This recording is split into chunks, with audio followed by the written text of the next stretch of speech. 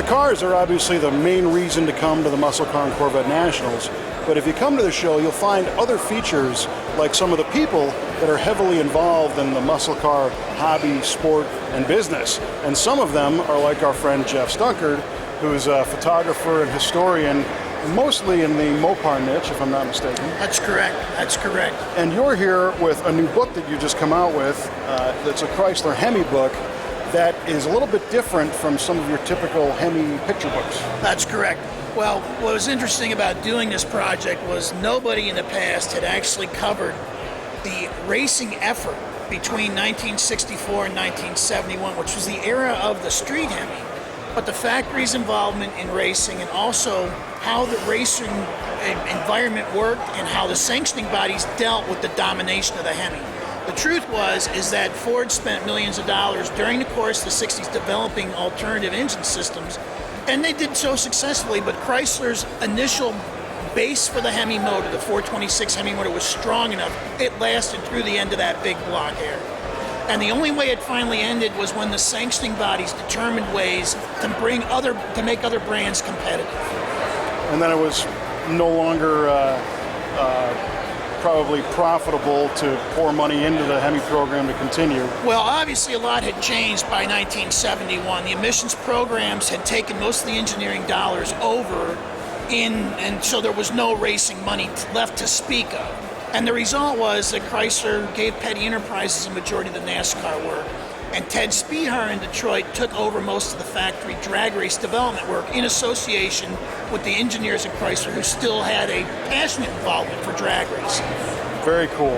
And one thing that I noticed just kind of flipping through the book, and I haven't had time to read it yet, but again, there are details, there are dates, there are sequential storylines in here.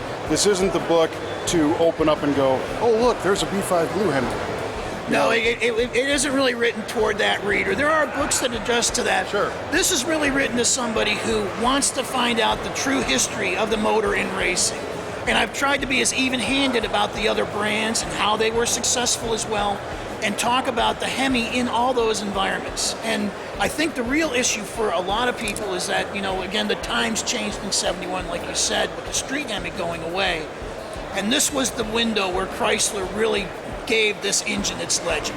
And we start in the very beginning of the Hemi development, which was actually for a World War II airplane motor, is when they determined that cylinder configuration worked. And then in the 1950s, it was a passenger car motor.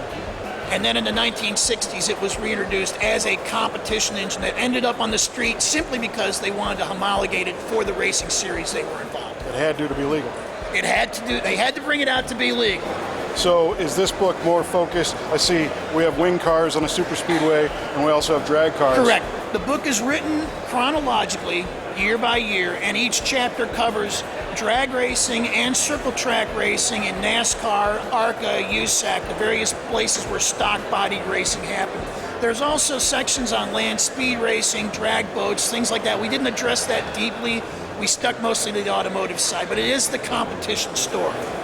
Very, very cool. Yeah. And do we learn about the inner workings of the motor as well as the story? Absolutely. In fact, part of the drama was that when the motors first showed up in Daytona in 1964, the Sunday of Daytona, they were bringing motors down from Detroit that Friday because during the initial testing of the motor, they figured out that it was not going to go 500 miles.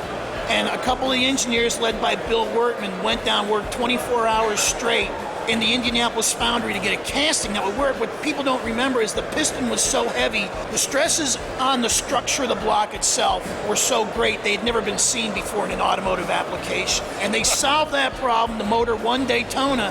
Had they all broken at Daytona in 1964, Chrysler would have probably pulled out of that form of racing. Sure. And they would have just been another footmark in the history of auto racing. Pretty fascinating. So where did you find all the research and how did you get the stories? Well, the big benefit for me as the writer was that in the 30 years of doing this, I had interviewed many people, many who are deceased now, Dick Landy and Ronnie Sox and gentlemen like that. But the real crux of it was engineer Tom Hoover, who passed away during the process of developing this final book. he came on board initially when I said I was going to do this. I told him, I will not do this if you don't want to be involved in it. I want your background. And he graciously gave me time and hours and read through the manuscript. He saw everything before we actually put ink on paper, and passed away in May, and the book came out in July. So wow, so this is kind of his swan song. it is his tribute, and I dedicate the book to him.